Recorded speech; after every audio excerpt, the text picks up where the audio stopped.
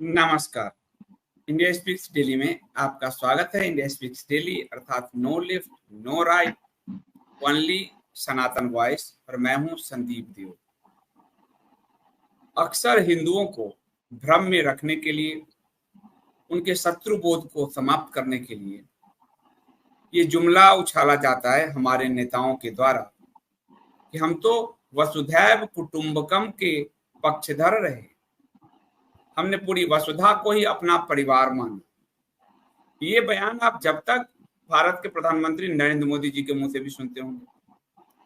पिछले दिनों संघ प्रमुख मोहन भागवत ने भी यही बयान दोहराया। और तो और संघ के जो संयुक्त राष्ट्र संघ में भारत के जो अस्थायी प्रतिनिधि रुचिरा कंबोज हैं और भारतीय संस्कृति संबंध परिषद के अध्यक्ष विनय सहस्त्रबुद्धे जो भाजपाई नेता हैं, जिन्होंने दिवाली में हिंदुओं के पटाखे बैन कराने वाले एनजीओ में जो पदाधिकारी हैं, उन्होंने संयुक्त राष्ट्र में भारत के अस्थायी मिशन के परिसर में वसुधैव कुटुंबकम की पट्टी का भी अनावरण किया। ऐसे में डॉक्टर शिल्पी तिवारी जी ने एक ट्वीट किया था सरकार को या इन सबको जवाब देते हुए कि वसुधैव कुटुंबकम का मतलब क्या है, हमारे शास्त्र में वो किस संदर्भ में आया है, शास्त्र के संदर्भ को काटकर हिंदुओं से क्यों छल किया जा रहा है। आज इसी सब पर हम बात करेंगे इस प्रोमो के बाद कि वसुधैव कुटुंबकम की ये जो अवधारणा है, असल में इस अवधारणा के कारण हिंदुओं से लगातार छल हो रहा है। हमारे शास्त्र में संदर्भ ही अलग है, लेकिन जबरदस्ती हम पर ये थोपा जा रहा है और खासकर संघ द्वारा थोपा जा रहा है, उनकी विचारधारा द्वारा थोपा जा रहा है, संघ भाजपा नेताओं द्वारा थोपा जा रहा है, ताकि हिंदू और जो हिंदू नहीं पढ़ा है वो भी यही बात बोलने लगता है। कभी मैं भी बोलता था, पर पढ़ते पढ़ते समझ में आया कि ये तो हमारा शत्रु बोध छीन के और हमें बीच विश्व में खड़े होकर मरवा देना चाहते हैं। यही महात्मा गांधी से लेकर मोदी तक का यही रटन चल रहा है। तो आप लोग वीडियो को लाइक कर लीजिए, क्योंकि आपको आज शिल्पी तिवारी जी आज आपके इस गलत नरेशन को तोड़ेंगे। वीडियो लाइक कर लीजिए, चैनल सब्सक्राइब कराइए, बेल आइकन दबाइए, ज्वाइन बटन से चैनल को बचाए रखिए। यदि इंडिया स्पीक्स डेली की पत्रकारिता पसंद है तो आप सब्सक्रिप्शन का छोटा सा मूल्य जरूर चुकाइए, नहीं पसंद है तो बिल्कुल मत चुकाइए। मैं लौटता हूं प्रोमो के बाद।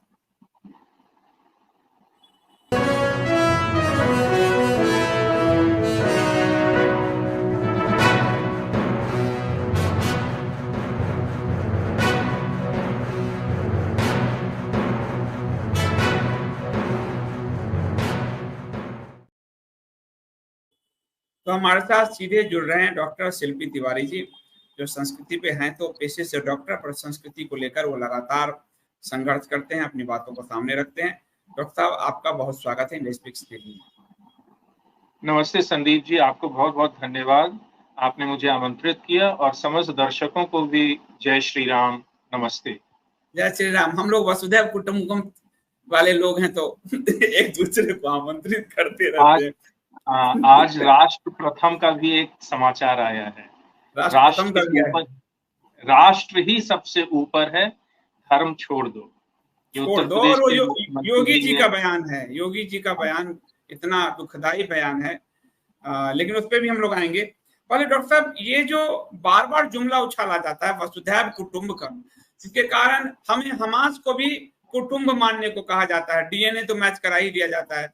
तालिबान को भी हम कुटुंब मान लें, हम आईएसआईएस को कुटुंब मान लें, डीएनए मैच करा दें, तो वास्तव में क्या संदर्भ है इस वसुधैव कुटुंबकम का? इतिहास क्या है? ये कहाँ जो हमारे शास्त्रों पर ये थोपते हैं ये लोग, तो वसुधैव कुटुंबकम की बात हमारे शास्त्र में, क्या ये सही है? बड़ा ही दुखदाई है कि इस प्रकार का हम लोगों को डिस्कशन करना पड़ रहा है, क्योंकि ये बताता है कि हिंदुओं को किस तरह से भ्रमित किया जाता है और हिंदू उस भ्रम जाल में कैसे फंस जाते हैं।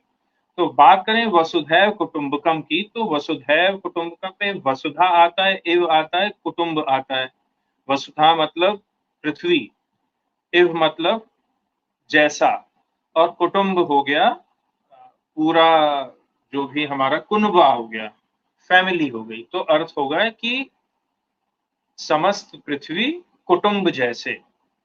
तो ये 3 शब्द हैं, लेकिन इसको एक आधुनिक संदर्भ में राजनीति वालों ने इसको एक महावाक्य, आप इसको 70 साल पहले इतना इसको इम्पोर्टेंस नहीं देंगे, इसको सुना नहीं होगा 80 साल पहले, लेकिन ये आधुनिक राजनीति का जो लिबरल एक उदार चरित्र, विशाल उदात्त, एकदम पूरा विश्व ही एक फैमिली है, हम सब एक हैं, तो ये यूएनओ टाइप का एक ये स्टेटमेंट है।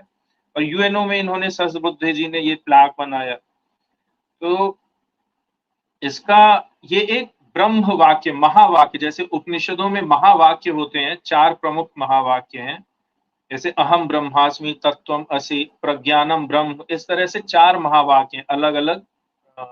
जैसे अहम ब्रह्मास्मि यजुर्वेद के बृहदारण्यक से निकला है, और प्रज्ञानम ब्रह्म शायद उससे निकला है अथर्ववेद से, ऐसे ही सामवेद के छांदोग्य से निकला है तत्त्वम असि।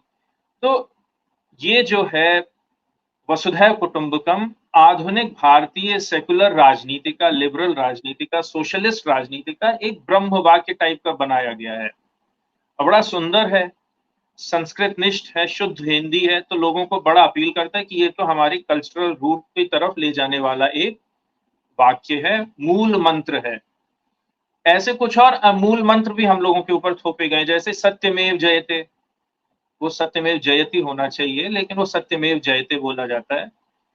फिर एक और है अहिंसा परमो धर्म, एक और ब्रह्म वाक्य बनाया है राजनीतिक लोगों ने, उसको वो कहते हैं कि धर्म से मूल अर्थ। ये आधुनिक अलग अलग प्रकार के महावाक्य, इन्हीं पे आपको जलेबी बना के सर्व कर दिया जाता है कि अगर कोई बोले, हिंदुओं की बात करे तो वो लोग भाई वसुधैव कुटुंबकम की बात करो, ये छोटी मोटी बातें क्यों करते हो। फिर कोई बोलेगा हिंसा की बात मत करो, सबसे बड़ा धर्म तो हिंसा, अहिंसा ही है, अहिंसा परमो धर्म जो गीता में है। ये नहीं बोलेंगे उससे पहले क्या बोला गया, क्या बात, हिंसा धर्म तथैव च भी बोला गया है।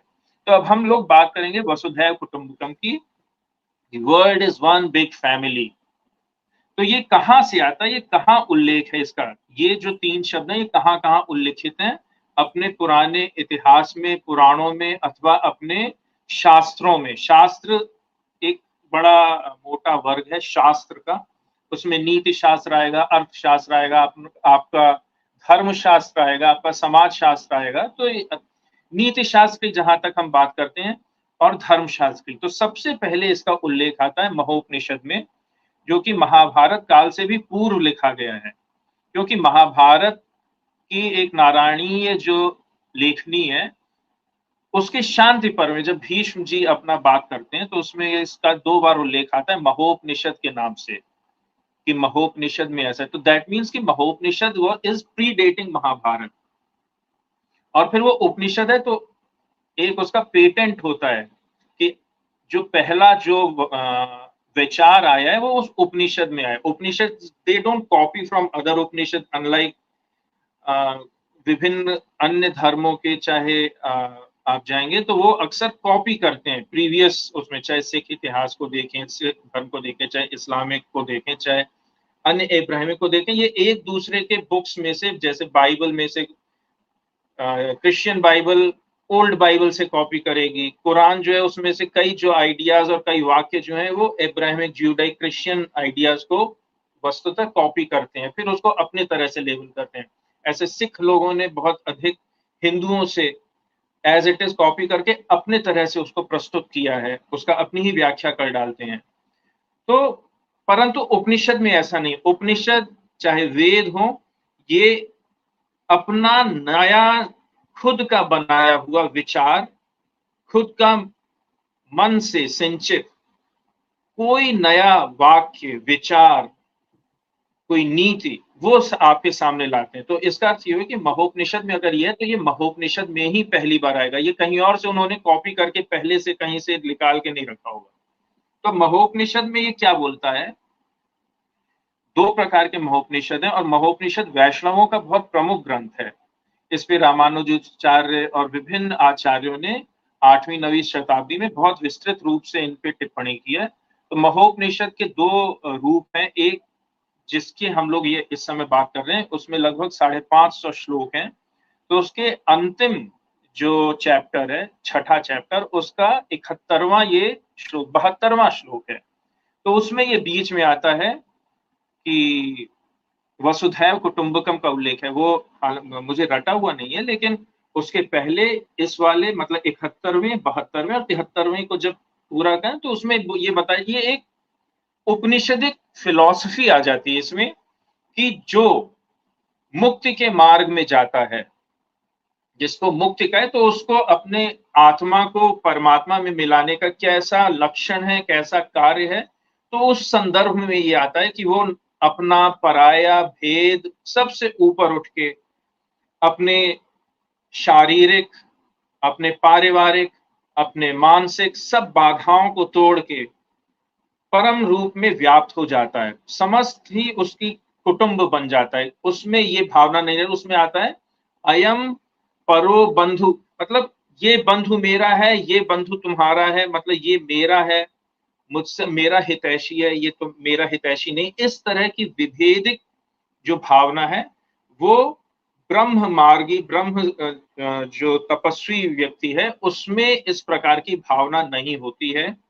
तो ये उस परिप्रेक्ष्य में आया कि ब्रह्म को प्राप्त करने का क्या लक्षण है और क्या मार्ग है। तो ये वहां है। This is a very spiritual and very commendable thought. तो ये एक चीज आई।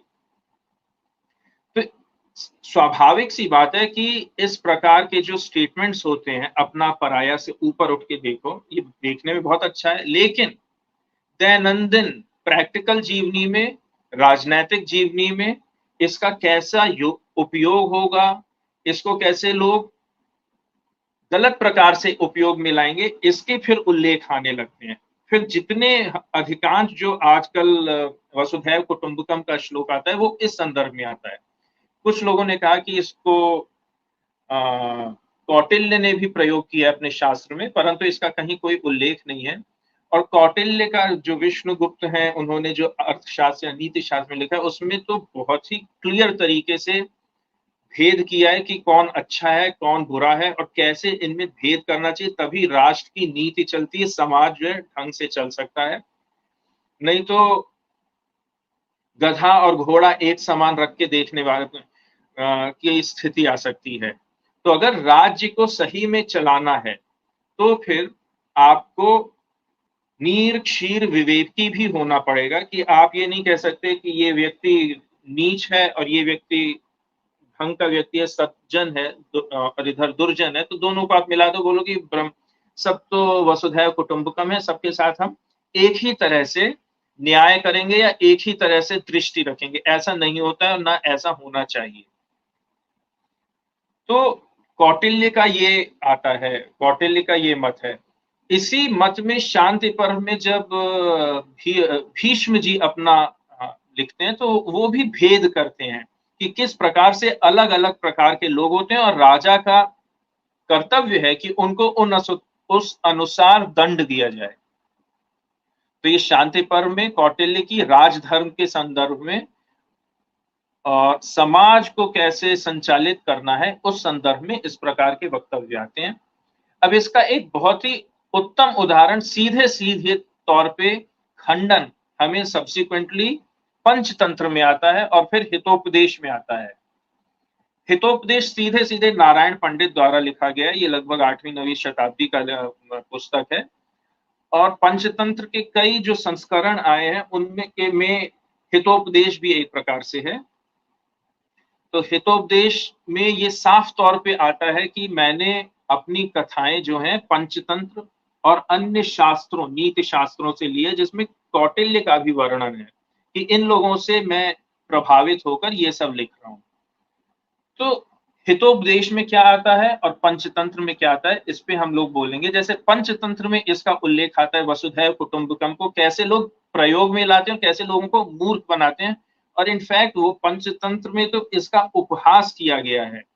आप सब जानते हैं कि पंचतंत्र जो है नीति को बहुत प्यारे ढंग से लोग समझ सकें इस अनुसार उसकी रचना की थी। उसके 5 भेद हैं कि कैसे मित्र लाभ होना चाहिए, मित्रों में भेद देखना चाहिए, कैसे समझदारी से आकलन करके लोगों में अपना विश्वास डालना चाहिए। तो ये जो लास्ट चैप्टर है समझदारी के साथ लोगों में देख के फिर उनमें अपना विश्वास मत प्रकट करना चाहिए।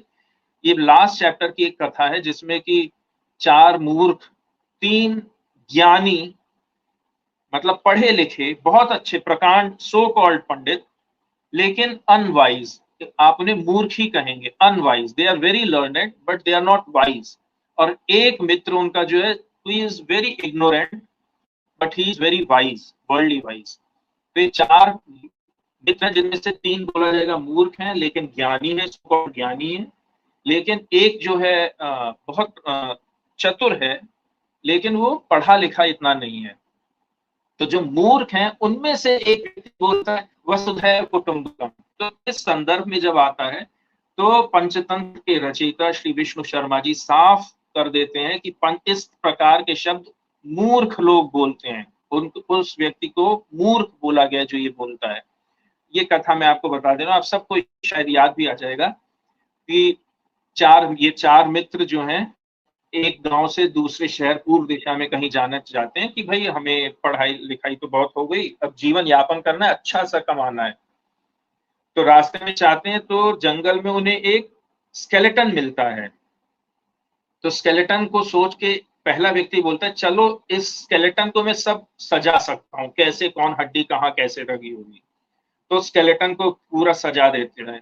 दूसरे व्यक्ति भी बड़ा प्रकांड, वेरी टेक्निकली बड़ा अच्छा है, तो बोलता है मैं इसके ऊपर सारा चमड़ी, मांस, मज्जा, रक्त, स्वेद सब कुछ इसमें डाल दूंगा। तो उसमें फैट, मसल्स सब कुछ डाल दूंगा, तो पता लगता है तो सिंह का आकार ले रहा है, ये तो सिंह का आकार है। अब उसमें बस जीवन नहीं है। तो तीसरा जो पंडित है, महान पंडित, वेरी, वो बोलता है इसमें जान फूंक दूंगा, मेरी इतनी काबिलियत है। तो जो वाइज व्यक्ति अकेला बोलता है ये सब मत करो, इससे आपको नुकसान ही होगा। तो वो लोग उसका उपहास बनाते हैं, तू तो डफर है। लेकिन ये व्यक्ति बोलता है अच्छा जो करना है करो, मैं पेड़ पे चढ़ रहा हूँ। तो पेड़ पे चढ़ रहा है, बोलता है तुम्हें जो करना है करो। तो खैर सिंह बन जाता है, उसमें जान फूंक देते हैं, और सिंह बनते ही वो सामने 3 लोग हैं, वो उन्हें मार के खा जाता है। तो ये एक कथा है जिसमें वसुधैव कुटुंबकम का उल्लेख आता है, और वो एक मूर्ख व्यक्ति इसको यूज करते हैं और उसका उपहास मनाया गया है। अब हितोपदेश में तो इसके भी आगे जाके इसका खंडन ही किया गया है कि कैसे लोग मूर्ख बनाते हैं इस तरह के स्टेटमेंट्स के। क्योंकि आप स्पिरिचुअलिटी को, जिससे आप अपना आत्म उन्नयन करते हैं, आप उसको जब समाज पे लादने पड़ते हैं ना, तो इस प्रकार के शब्दों का उपयोग करके आप लोगों को मूर्ख बनाते हैं।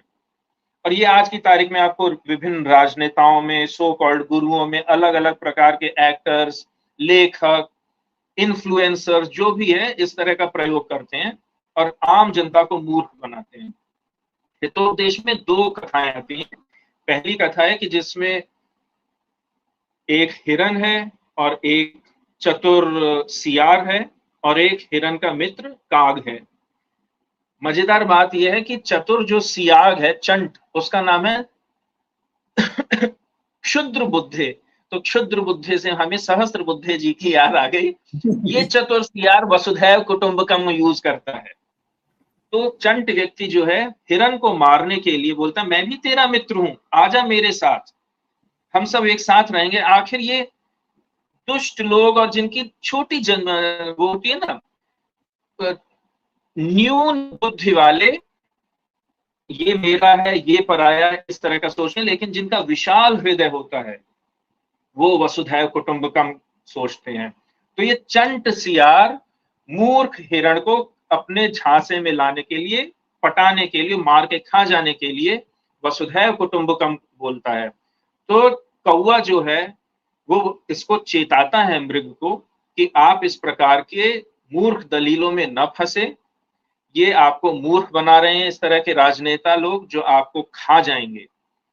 तो खैर हिरन उसको मानता नहीं है, लेकिन काग की चतुराई से वो किसी तरह से ऐन मौके पे बचा ले जाता है। और हिरन की आंखें, यार कितना दुष्ट था, चतुर था, चालाक था। और इस कथा में एक दूसरी कथा काग सुनाता है। एक बार और ऐसे हुआ था कि मगध देश में ऐसा था कि एक बहुत बड़ा गंगा के किनारे एक पेड़ था।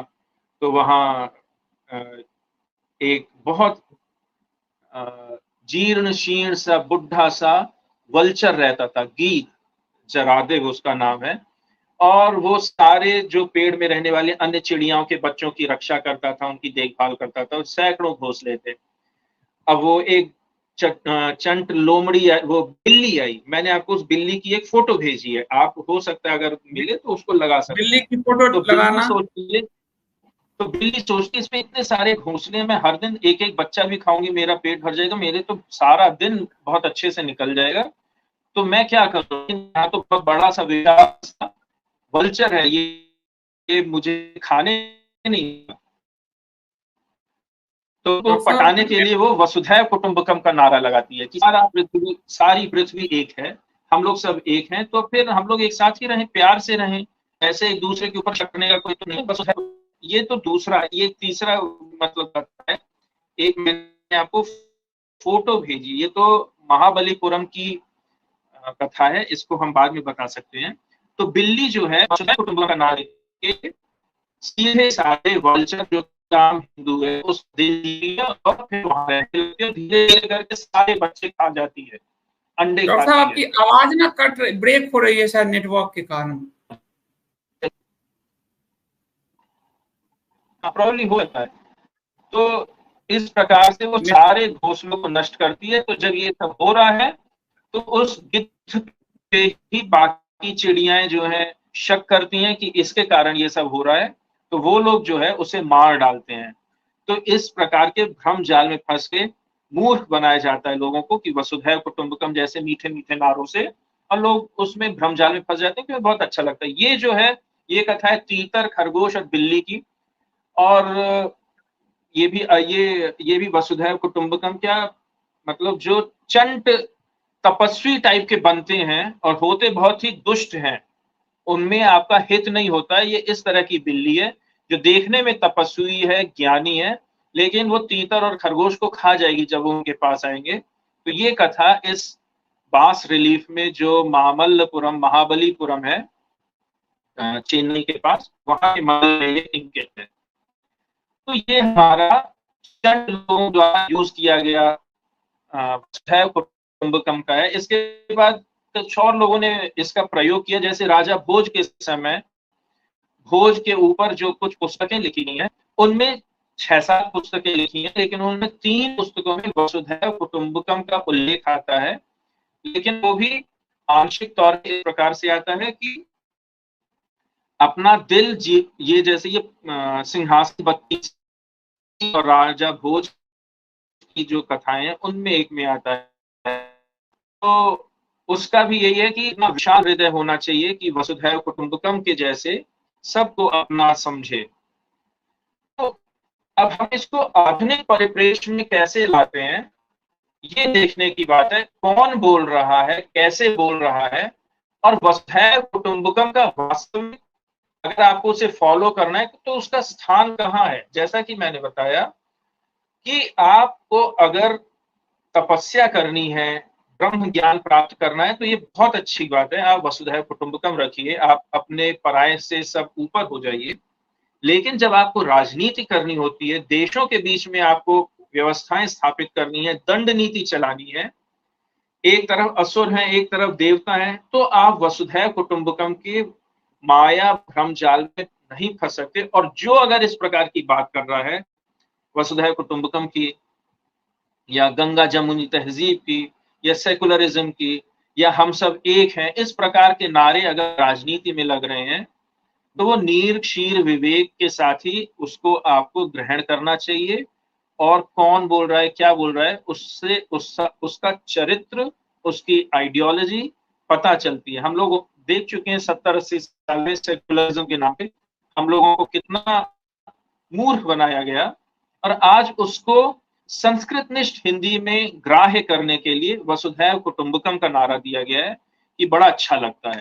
तो ये मोटे तौर पे एक इसका मेरा ये मानना है कि वी शुड सेपरेट वसुधैव कुटुंबकम इन 2 parts. One is the political and daily जो आपके सामाजिक जीवन का अंग है, दूसरा आप अगर ईश्वर तत्व को प्राप्त करना है, आपको सत्य की खोज करनी है, तो वो क्या है, वो वसुधैव कुटुंबकम अलग है। मतलब ये बात है कि पंचतंत्र और हितोपदेश में साफ साफ मूर्ख बनाने के लिए वसुधैव कुटुंबकम का उपयोग किया गया। खाने के लिए हिरण को, खाने के लिए खरगोश को, खाने के लिए वसुधैव कुटुंबकम का नारा दिया गया। और आज हिंदुओं को खाने के लिए, हिंदुओं को मूर्ख बनाने के लिए हिंदुओं की तथाकथित संस्था, तथाकथित नेता वसुधैव कुटुंबकम का नारा दे रहे हैं। मैं एक उदाहरण दे देता हूं। अभी संयुक्त राष्ट्र संघ में जाके हमारे एक जो नेताजी हैं विनय सहस्त्रबुद्धे, वो जाके पट्टिका वहां पे कराए हैं।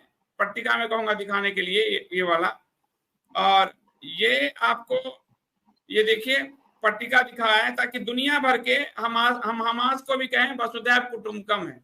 और प्रधानमंत्री मोदी ने तो आज कह दिया इजराइल की तरह से कि भाई शांति रखो, वसुधैव कुटुंबकम, शांति रखिए आप, चाहे कितना ही आपको कुछ हो जाए। और उसके बाद वसुधैव कुटुंबकम, आज ये आप देखिए गूगल सर्च कीजिएगा तो वसुधैव कुटुंबकम में इन्हीं संघियों के चेहरे निकलते हैं।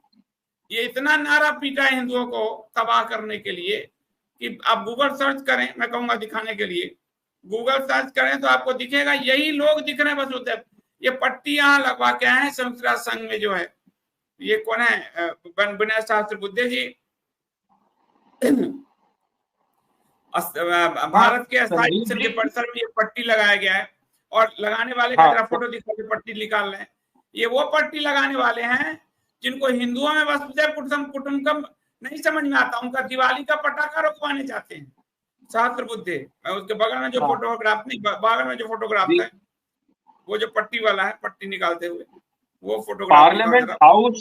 पार्लियामेंट हाउस में वसुधैव कुटुंबकम लिखा गया है, जबकि हितोपदेश या पंचतंत्र इस संदर्भ में लिखा गया है या बोला गया है कि वो राजाओं को, जो बालक थे राजकुमार, उनको समझाने के लिए राजा ने विष्णु शर्मा के पास भेजा, और विष्णु शर्मा जो हैं उनको इन माध्यमों से राजनीति का और सामान्य नीति का ज्ञान देते हैं कि हर दिन कैसे कैसे आप। डॉक्टर साहब, ये है वो विनय सहस्त्रबुद्धे, भारतीय जनता पार्टी के साथ उपाध्यक्ष हैं। और ये महोदय हमारी दिवाली का जब पटाखे बंद कराने के लिए इनकी संस्था पहुंची कोर्ट में, तब इनको वसुधैव कुटुंबकम नहीं याद आया और संयुक्त राष्ट्र संघ में वहां वसुधैव कुटुंबकम की पट्टी लगा रहे हैं। मैं मोहन भागवत जो संघ के इन सब के गॉड हैं, पैगंबर हैं, पैगंबर साहब की मैं एक जो है कहूंगा, ये ट्वीट दिखाएगा पैगंबर साहब का, संघ के पैगंबरों का ट्वीट, वो भी वसुधैव कुटुंबकम का नारा देते हैं। जब आपको हमास, तालिबान, जमात ये सारे मारने को तैयार हैं, तो ये आपको कह रहे हैं कि वसुधैव कुटुंबकम आओ भेड़िया बन के और हिरण को खा जाओ। हिरण को ये वसुधैव कुटुंबकम का नारा देके फुसला रहे हैं कि हिरण जाओ और तुम्हें वो खाने के लिए हमास बैठा है, और हमास जब तुम्हें खाएगा तो हमारा वोट बढ़ेगा। हम और आप वो कौवा है जो हिरण को बचा लेंगे, बचा लेते हैं। इनके ढोंग को, उस हिरण को बचाने के लिए वो कौवा की जो बुद्धि थी, वो हम लोगों का वही बुद्धि काम कर रहा है जो हिंदुओं को ये बता रहे हैं कि कैसे आपको वध स्थल पे ये ले जाके खड़ा कर रहे हैं। आप देखिए अभी मैंने कहा दिखाने के लिए मोहन भागवत का दिखा रहे हैं। उसके बाद आपको अभी मोदी जी का एक बयान आपको दिखाता हूं। पहला दिन इजराइल को ट्वीट करके यहाँ के हिंदुओं को भरमाया, दूसरे दिन अपने विदेश मंत्रालय के प्रवक्ता से कहवाया हम फिलिस्तीन के पक्ष में हैं, और आज तीसरे दिन कह दिया शांति बनाए रखें, वसुधैव कुटुंबकम करें। अब ये स्थिति है, हिंदू कहीं का नहीं रहा जो स्थिति है। डॉक्टर साहब आप क्या कहेंगे, ये जो वसुधैव कुटुंबकम का नारा देने वाले हैं वो ढंग से हमास का नाम तक नहीं ले पाते, इस्लामिक आतंकवाद तक नहीं बोल पाते, तो ये वसुधैव कुटुंबकम का नारा ये इस्लाम को क्यों नहीं सिखाते जब इनका डीएनए एक है? देखिए वही पुरानी राग ये लोग अपनी भाषा में बोलने का प्रयास करते हैं। जैसे आप देखिए पहले बोलते थे तुष्टिकरण की नीति, तो इन्हें तुष्टिकरण की नीति तो पसंद नहीं है, लेकिन संतुष्टिकरण या तृप्तिकरण बोल के वो नीति इन्हें पसंद है। तो इसी प्रकार गंगा जमुनी तहजीब इन्हें पसंद नहीं है, लेकिन वसुधैव कुटुंबकम बहुत सुंदर है, वो बहुत पसंद है। बात हालांकि दोनों सब एक ही है, ले दे के एक ही है, चाहे वो तुष्टि का हो, चाहे तृप्ति का हो, अब्बास को हो, चाहे वो अमन की आशा का हो, बात वही है। तो क्योंकि वसुधैव कुटुंबकम है, इसीलिए आज बीसीसीआई में क्रिकेट का खेल हो रहा है। जब चुनाव नहीं होते हैं, जब सत्ता में नहीं होते हैं, तो बोलते हैं क्रिकेट डिप्लोमेसी बंद करो, सारा खेल रिलेशनशिप बंद करो, वहां के फिल्मी कलाकारों को यहाँ आने मत दो। लेकिन यहाँ इतने बेशर्म जैसे ये देखिए वो लोग डॉक्टर साहब, ये इस्लाम देखिए को फैला। हमारे प्रधानमंत्री जी पहले दिन ट्वीट करते हैं, देखिए कैसे हिंदुओं को मूर्ख बनाया जाता है। इजराइल पर आतंकवादी हमला हुआ है, आतंकवादी में न तो हमास का नाम है न फिलिस्तीन का नाम है। अगले दिन बयान आता है विदेश मंत्रालय का, हम फिलिस्तीन की स्वतंत्रता के पक्षधर हैं। अब तीसरे दिन बयान आता है, it's time for peace brotherhood, it's time to work together, वसुधैव कुटुंबकम इनके नारे। वहां छोटे बच्चों को, 40 बच्चों को मार रहा है हमास, और ये कह रहे हैं time to peace, time to brotherhood, time to work together. ये अपने वर्क टुगेदर तो क्यों नहीं चले जाती, हमास को जाके समझाएं। इतने बड़े पीस लवर हैं ये, इतने बड़ी शांति के मसीहा हैं। तो जिस फिलिस्तीन ने इनको सबसे बड़ा अवार्ड दिया, अभी हवाई जहाज पकड़े और चले जाए वहां कि आप जाइए शांति की बात करिए, आप शांति की क्या सामना कीजिए, हमास को ये वैसी ही बात है कि द्रौपदी का द्यूत सभा में चीर हरण हो और लोग बोले आप पीस बना के रखो, मिल बैठ के बात कर लेंगे। ये वैसे बात नहीं है। आपको एक पक्ष रखना ही पड़ेगा, आप धर्म के साथ हैं या अधर्म के साथ हैं। बस भले ही आपको बात करनी अलग चीज है कि भाई आप अपनी गलती मानो, आपको उसका दंड मिले, अगर इतना है तो आप युद्ध थोपना बंद कर दो। लेकिन अगर उस चीज पे सहमति नहीं तो युद्ध होना अवश्यंभावी है। इनके जितने चेले चपाटी चाटुकार चटवा वर्ग हैं, वो तो हर दिन युद्ध जीवी के जैसे बोल रहे, मोदी जी हमें भी जाने दो, हम युद्ध करके आएंगे। जितने आईटी सेल ट्रोलियां हैं उनमें से आधे तो इसी बात में खुश हैं कि हम इजराइल के पक्ष में ये लोग नूह में इन लोगों का वीर्य नहीं जागा, शौर्य लुप्त हो गया, मणिपुर में लुप्त हो गया, अभी कोकरनाग में सेना पर हमला हुआ इतना भीषण, उसमें किसी का वीर्य नहीं जागा कि हम भी वहां जाएंगे लड़ेंगे। नूह में नहीं लड़ेंगे, ये इजराइल जाएंगे और उनके साथ लड़ेंगे। इसमें भी एक प्रकार का रेसिज्म है, इजराइल के बहाने इनको वोट बटोरने का मौका मिल जाएगा ना। ये रेसिज्म भी है इनमें इंफीरियोरिटी कॉम्प्लेक्स इतनी अधिक है। भाई आखिर इजराइल क्या है, एक गोरा देश है, एक मुस्तंडा देश है, सुंदर लोग हैं, पढ़े लिखे लोग हैं, वो कॉलोनियल है, उन्होंने लोगों के ऊपर राज किया है, तो उनके पक्ष में सब खड़े हो जाएंगे। इनका ये जो चीज है, ये मणिपुर के सह हिंदुओं के लिए नहीं है, जो कि देखने में थोड़े से अलग दिख जाते हैं। तो ये एक प्रकार का रेसिज्म है और कॉम्प्लेक्स है। और डॉक्टर साहब आपने एक और बात कही, जिस पाकिस्तान ने पुलवामा में हमारे 40 सैनिक मारे, आज उसके सम्मान में गुजरात की धरती पर हमारी बेटियों को नचवाया जा रहा है। आपने खुद वो ट्वीट किए हैं, होटल में हमारी हिंदू बेटियों को नचवाया जा रहा है। उस पाकिस्तान का जिसका एक खिलाड़ी हमास के समर्थन में कलमा पड़ता है मैदान में, और बीसीसीआई का प्रमुख बोलता है ये एक शत्रु राष्ट्र है, उसको ये लोग फेलिसिटेट कर रहे हैं।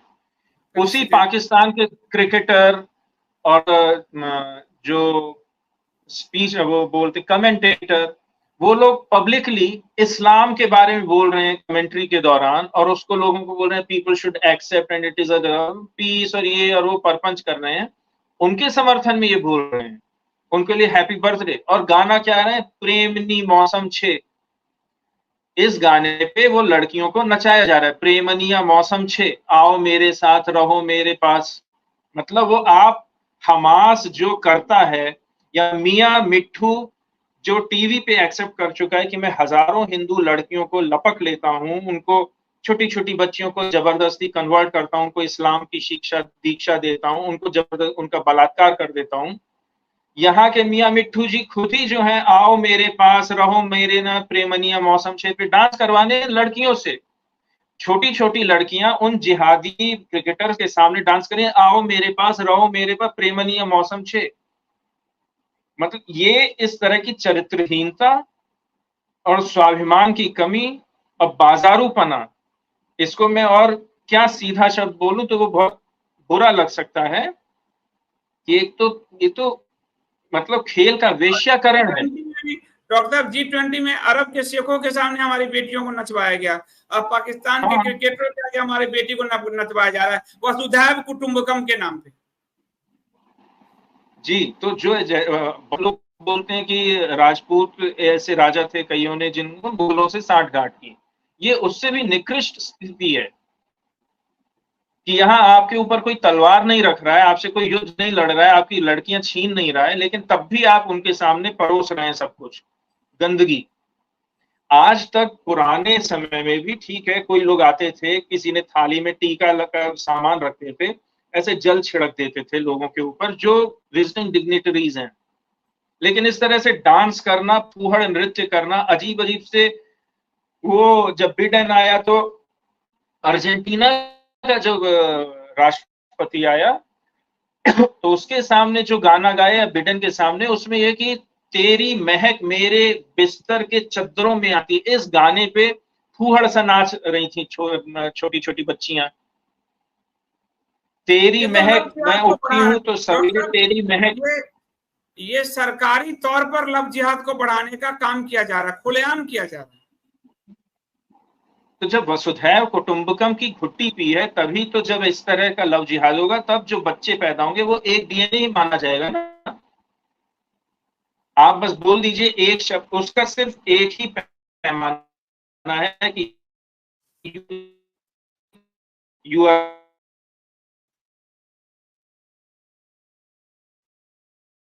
डॉक्टर साहब की आवाज कट रही है। डॉक्टर साहब की आवाज कट रही है। डॉक्टर साहब मैं ये कह रहा था, ये तो लव जिहाद को एक तरह से ऑफिशियली बढ़ाने का काम हो रहा है भारत की सरकार द्वारा, बीसीसीआई के द्वारा। हाँ, तो उस पे वही मैं बोल रहा था कि तभी एक डीएनए रूपी पुत्र, नए नए संतति पैदा होंगी, जब तक लव जिहाद नहीं होगा तो। सही बात है, सही बात है। तो डीएनए मिक्सिंग तभी होगी।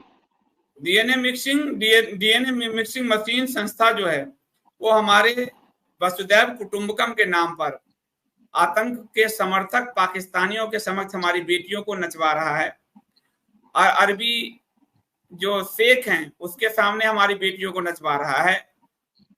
वसुधैव कुटुंबकम के नाम पर हमास का एक तरह से जो इजराइल हमला कर रहा है तो उसको कह रहा शांति का पाठ पढ़ाया जा रहा है, दुनिया में शांति लाने का ये काम करने का प्रयास कर रहे हैं। वसुधैव कुटुंबकम के नाम से हिंदुओं के शत्रु बोध को छीना जा रहा है। वसुधैव कुटुंबकम के नाम से ये हिंदुओं को कहीं का नहीं छोड़ रहे हैं, वो हिंदुओं को कह रहे हैं लेट जाओ। और डॉक्टर साहब वसुधैव कुटुंबकम, कुटुंब शब्द तो ये बड़े बोलते हैं, लेकिन योगी ने कह दिया कुटुंब का कोई मतलब नहीं है। अब भारत ही देश प्रथम है, कुटुंब सबसे आखिरी में है, तो यहाँ ये दूसरी अवधारणा कर दे रहे हैं।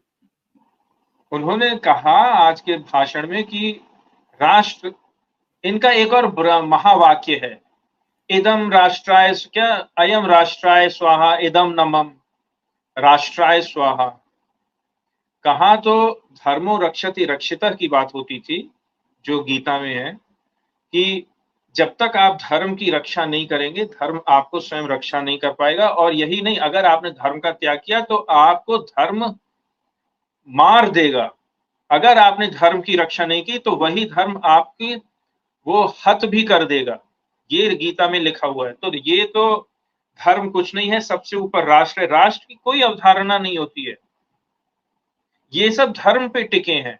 अगर राष्ट्र की ही अवधारणा होती सर्वोपरि, तो पाकिस्तान में जितने हिंदू 1947 में बंटवारा हुआ, वो धर्म छोड़ के राष्ट्र को वहां पूजते ना, पाकिस्तानी बन जाते, धर्म छोड़ देते। अगर राष्ट्र सर्वोपरि होता, जैसा कि भीष्म, कृप या द्रोण ने किया, कि राष्ट्र और सत्ता जो गद्दी है उससे जो है मेरी लॉयल्टी सबसे ऊपर रहेगी, तो फिर वो ठीक थे। पांडव लोग बुरे थे, they should have submitted to Kaurava, क्योंकि वो उस समय राष्ट्र थे, राष्ट्र रूप में थे, कुरु सत्ता में थे। तो पांडवों को उनके सामने धर्म की बात नहीं करनी चाहिए थी, राष्ट्र के सामने अपना शीश नवा देना था। तो ये आजकल नया एक तमाशा शुरू हुई कि राष्ट्र सर्वोपरि, जबकि हम लोगों के यहाँ कहा गया है धर्म सर्वोपरि। राष्ट्र और कुल को तो त्याग के धर्म का वर्ण किया जाता है, जैसा विभीषण ने किया। उसने धर्म को चुना, उसने भगवान राम को चुना, और विभीषण को अच्छा मानते हैं, रावण को नहीं, मेघनाद को नहीं, कुंभकर्ण को नहीं, जिन्होंने अपना राष्ट्र धर्म निभाया। तो अगर इनकी व्याख्या के अनुसार चले तो फिर आज का पाकिस्तान, वहां जो होता था अच्छा हो जाता, मतलब सब अपना राष्ट्र को चुनते और अपना धर्म त्याग कर लेते, कलमा पढ़ लेना था सबको।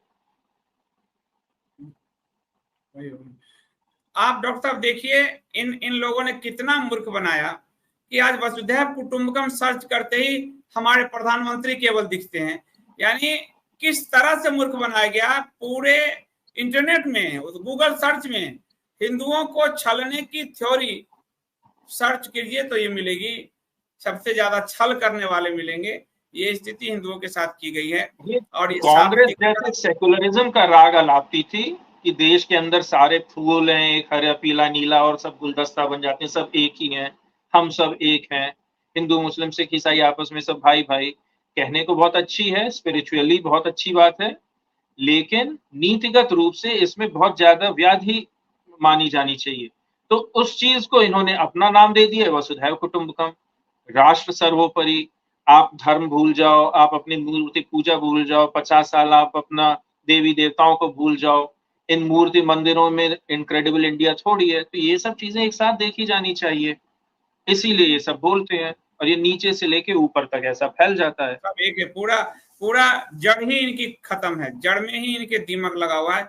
इसलिए इस जड़ के, इस पेड़ से निकलने वाले फल, जो स्वयंसेवक बड़े वाले पोस्ट पे बैठे हैं, आम स्वयंसेवक नहीं, बड़े पोस्ट पे, उन सब दीमक खाए हुए विचार लेकर और राष्ट्र पर उगल रहे हैं, हिंदुओं पर उगल रहे हैं। और हिंदू जो सनातनी हिंदू है वो नहीं, जो संघी हिंदू है वो वही उसे को निगल रहा है, उन्हीं के उजले हुए को संघी हिंदू ही सबसे अधिक आपके धर्माचार्यों पे प्रहार करते हैं, उनके बारे में गंदा बोलते हैं, और उनको फिजिकली रूप से भी उनको रेजिस्ट करते हैं।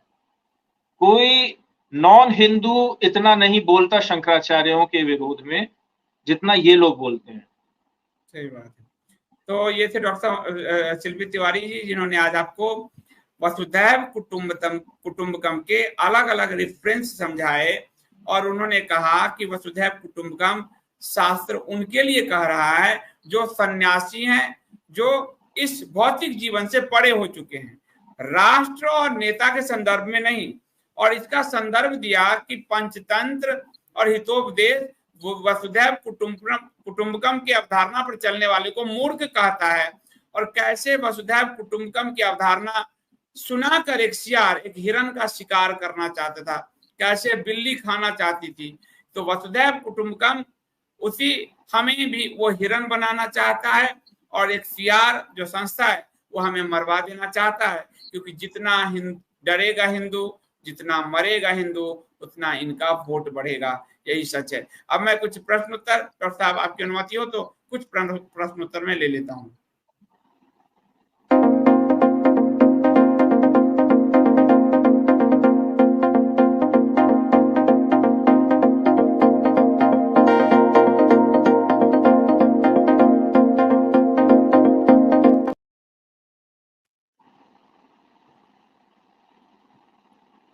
उदय जी, बहुत बहुत धन्यवाद उदय हेगड़े जी। ओम करे, हिंदुओं को अपने सांस्कृतिक एवं धार्मिक विचार का प्रचार करने नहीं आता। वसुधैव कुटुंबकम अगर पश्चिम के किसी पंथ ने कहा होता तो उनका अर्थ होता whole world is a family and we are head of the family. वो सही में ऐसा बोलते हैं। आप सहमत हैं डॉक्टर साहब? हाँ, अगर भाई उम्मा का कंसेप्ट भी बोलने को कह दिया जाएगा कि वसुधैव कुटुंबकम है, उम्मा पूरा परिवार एक बिरादरी है, लेकिन वो साफ है। ऐसे क्रिश्चियन लव दाई नेबर बोलता है, लव दाई नेबर, बट उसके आगे पीछे पढ़ी तो स्पष्ट हो जाता है that neighbour has to be a Christian. इसी तरह उम्मा जो है, सबसे आप मिल के रहो, सब आपके परिवार का हिस्सा है, that is a Islamic concept. लेकिन उस उम्मा में सिर्फ और सिर्फ दीन के मानने वाले हैं, बाकी काफिर उस बिरादरी में नहीं है।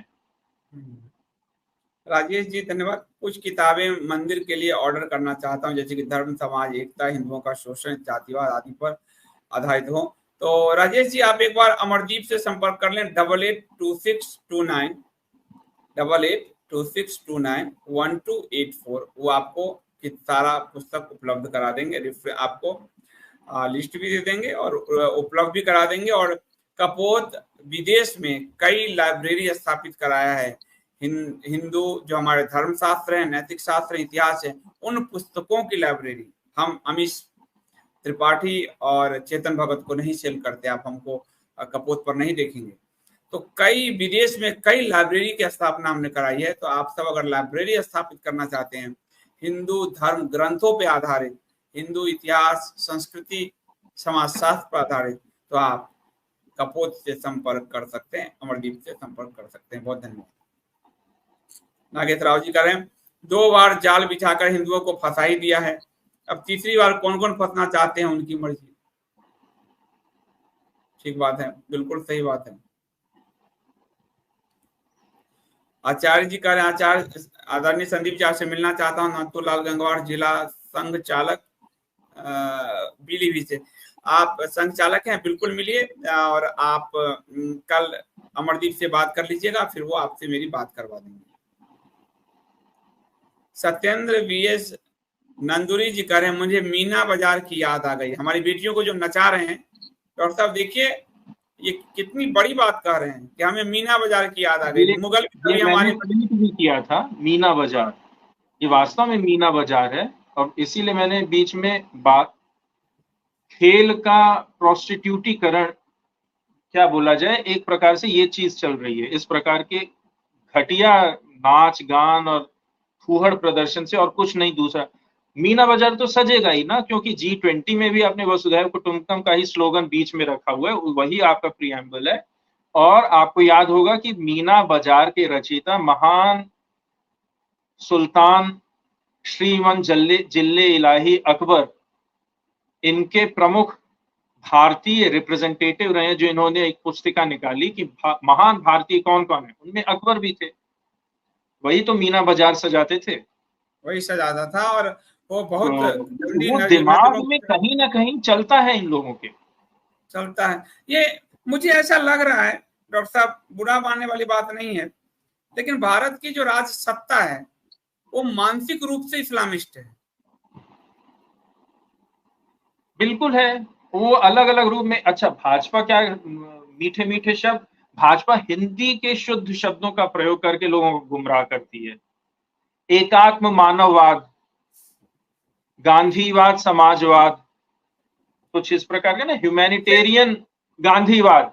1980 में जब बीजेपी पुनः बनी तो इन्होंने कहा कि हम हिंदुत्व की राह चलें, या वो तो इन्होंने कहा गांधीयन ह्यूमैनिटिज्म, सोशलिज्म, गांधीयन सोशलिज्म और पॉजिटिव सेकुलरिज्म, सेकुलरिज्म भी पॉजिटिव, और एकात्म मानववाद, एकात्म मानववाद। इन्हीं तो से पूछ लीजिए, कुछ बता नहीं पाएंगे एकात्म मानववाद क्या है। हाँ, मतलब जैसे कल परसों उन्होंने बोला है, यही इसी पे एग्जाम्पल है, अगर आपके पास वीडियो हो तो चला सकते हैं, नहीं हो तो मैं आपको भेज दूंगा। परसों मोहन भागवत ने फिर से बोला, मेरे तो समझ में नहीं आया क्या उसका अर्थ है, आप समझ जाए तो, कि हमें ये देखना है विश्व भर में और देश में कि विविधता में एकता मत ढूंढिए, एकता में विविधता ढूंढ डालिए। मेरे समझ में नहीं आया। अच्छा, आप देखिए, ये मैं मोहन भागवत का एक और बयान और ये ऐसा व्यक्ति है 2020 में जब नागपुर में शस्त्र पूजन में अपना पूरा चेहरा पूरे विश्व भर में आजकल फैलाते हैं, उसका सीधा प्रसारण करते हैं। शस्त्र पूजा हो रही है तो you have to worship Mahakali Devi Durga, कि कैसे आप धर्म की स्थापना के लिए शस्त्र उठाते हैं। वो that is the celebration of that thing.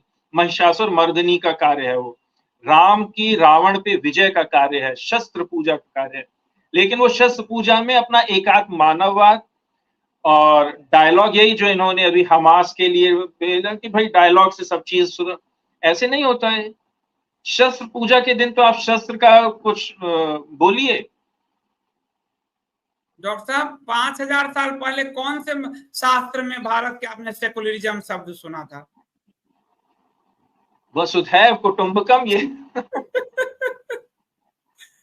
यही मतलब लोग हैं वो यूरोपीय जो धारणा ये भारत के जो वो चंट बिलार है या जो चंट सियार है, वो यही लोग हैं। यही लोग हैं। आप देखिए महाभारत में 5000, इनको महाभारत में पश्चिम की अवधारणा समलैंगिकता भी दिख जाती है, पश्चिम की अवधारणा सेकुलरिज्म भी इनको भारतीय संस्कृति में दिख जाता है। ये इतना झूठ बोलते हैं कि बदबू आती होगी इन सबके शरीर से, झूठ बोलते हैं इतना ज्यादा, दुखी कर रखा है पूरे हिंदू समाज को, मत कहिए। और इसके कारण हिंदू समाज का शत्रुबोध ऐसा खत्म हुआ है। डॉक्टर साहब, मैं एकम सनातन भारत दल में कई संघ के लोग आए हैं और मैं आपको कह नहीं सकता, काफी कुछ अच्छे भी हैं, पूरे प्रक्रिया को ठप करके जो होता है जैसे बैठ जाना, इनके पूरे मानसिकता का पूरा स्तर ही ठप करने वाली, सिस्टम को ही, हिंदुओं का जीवन ही ठप कर देने वाली है। देखिए जब राम जन्मभूमि आंदोलन हुआ तो 1987 और 88-89 में एक स्लोगन आया, गर्व से कहो हम हिंदू हैं। पता नहीं आपने सुना या नहीं, क्योंकि मैं तो उस समय जवान था, हर जगह लिखा रहता था गर्व से कहो हम हिंदू हैं। उससे पहले कोई हिंदू बोलता नहीं था अपने आप को, इतनी शर्म आती थी। तो उस राम मंदिर आंदोलन में गर्व से कहो हम हिंदू हैं, ये चीज नारा हुआ। उसी गर्व से कहो हम हिंदू हैं, राम जन्मभूमि, इन्होंने तो साफ कह दिया भागवत ने कि मंदिर आंदोलन में हम अनिच्छा से आए थे और इस प्रकार का आंदोलन अब आगे नहीं होगा।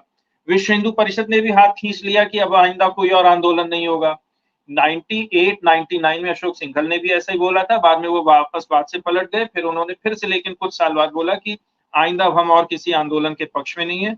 और वो बात चरितार्थ होती है। आज देख लीजिए कि काशी हो, मथुरा हो, भोजशाला हो, कुछ भी हो, चाहे कुतुब मीनार, विष्णु स्तंभ हो, चाहे 2.5 दिन का झोपड़ा सरस्वती मंदिर हो, कहीं भी इनका कोई भी आंदोलन या वक्तव्य या कोई कार्यकलाप अब नहीं है। तो गर्व से कहो हम हिंदू हैं विश्व हिंदू परिषद ने लिया, और उसी के विरोध में मोहन भागवत बोलते हैं, मैं आपको पढ़ देता हूं। हिंदू कोई विशेष पूजा या उपासना पद्धति नहीं है, हिंदू कोई विशेष व्यक्ति अथवा समूह की बपौती भी नहीं है। अतः जो लोग कहते हैं कि गर्व से कहो मैं हिंदू हूं, वे असंगत हैं। हिंदू राष्ट्र कोई राजनीतिक संकल्पना भी नहीं है। भारत में अथवा सारे विश्व में कोई भी व्यक्ति जो अपने को भारत की संतान, वही मैंने कहा ना, बस आप एक बार बोल दो, शाह फैजल बोलने भारत माता की जय, हो गया, सर्टिफिकेट मिल गया, आप हिंदू हैं, चाहे जो हैं, जो सर्टिफिकेट दे दो। फिर आप चाहे कन्हैया लाल को मारो, चाहे कुछ करो। डॉक्टर साहब, गर्व से कहो हम हिंदू है कह के कितने कार सेवकों को मरवा दिया, और अब कह रहा है गर्व से कहो हिंदू कहने वाले मूर्ख हैं। कैसे हिंदुओं को मरवा दिए ये इन्होंने नागपुर में 3 साल पहले शस्त्र पूजा के समय इस प्रकार का अनर्गल प्रलाप किया है। फिर बोलते हैं कि जो हिंदू विरोधी काम करते हैं उनको विरोध आप मत करो, आप उनसे समन्वय की, वही जो अभी ये हमास और समन्वय और बातचीत की बात कर रहे हैं, उनके स्वार्थ को ध्यान में रखकर वार्तालाप के माध्यम से समाधान करिए। और यही सब नौटंकी होती है जब आपको ध्यान होगा ये लोग मौलाना वहीदुद्दीन टाइप के लोगों को सामने रखते थे।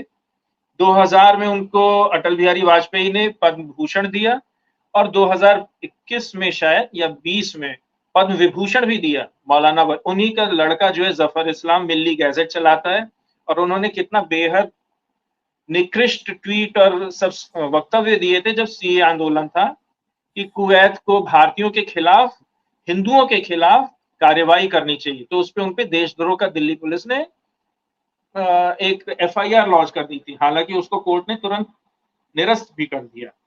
तो इन लोगों की दिमाग ऐसे ही चलता है। सही बात है, इनका दिमाग ऐसे ही चलता है, और ये धोखा देते हैं आपको। गर्व से कहो हम हिंदू कह के कोठारी बंधुओं को सबको मरवाया, और बाद में उनको गोली चलाने वाले को इन्होंने पुरस्कार दिया, मुलायम सिंह यादव को। उस अधिकारी को राम मंदिर ट्रस्ट का सर्वे सर्वा बनाकर रखा, और अब कह रहे हैं गर्व से कहो हम हिंदू है कहने वाले मूर्ख हैं। ये स्थिति है। गर्भगृह का सारा ठेका मुसलमानों को दिया, मुसलमानों को, जबकि आपकी जो मंदिर परंपरा, निर्माण की परंपरा है, उसमें साफ है कि आपको जो श्रद्धावान व्यक्ति है उसी के द्वारा मूर्तियां या मंदिर का निर्माण कार्य कराया जाता है, जो श्रद्धा रखता है, और वो भी गर्भगृह में। अब आप गर्भगृह में आपको कोई यक्ष यक्षिणी नहीं मिलेगा, जो गंगा यमुना की मूर्तियां नहीं मिलेंगी, आपको वहां अप्सराएं नहीं मिलेंगी, देवी देवताओं के चिन्ह नहीं मिलेंगे, वहां आपको सिर्फ फ्लोरल आर्किटेक्चर मिलेगा, जो कि एक बहुत ही सेक्युलर आर्किटेक्चर होता है और जो कि इस्लामिक उसमें मान्य है, इस्लामिक मान्यताओं के अनुसार कि हाँ भाई ये हलाल है। आप सुंदर सा कोई जानवर बना दो, या आप जानवर भी नहीं, मूर्ति में नहीं उकेरा जा सकता, आप फूल पत्ती बना सकते हो। तो इसीलिए इनकी मस्जिदों में फूल पत्तियां दिख जाएंगी, जानवर या वो सब नहीं दिखेंगे। तो वही चीज गर्भगृह में बनाई गई है। सही बात है। और ये पूरा इस्लाम बना रहे हैं, और पूरे भारत को फिलिस्तीन इजराइल बांटने में, उधर जो अयोध्या में मस्जिद बन रहा है वो उसमें पैगंबर मोहम्मद और खलीफाओं की थ्योरी पे बढ़ रहा है। अयोध्या का मंदिर ये फूल पत्ती मस्जिद की तरह बनवा रहे हैं, और हिंदू उसी में नाच रहा है। हिंदू ये समझने को तैयार नहीं है कि आपकी बेटियों को ये आतंकवादियों के सामने, सिखों के सामने नचवा रहे हैं, फिर भी आपको अच्छा लग रहा है। तो ये आपको, क्योंकि आप उस मेंटलिटी के हो चुके हैं, तो आपको मुबारक हो, ये हमें सनातन धर्मियों को नहीं मुबारक। मस्जिद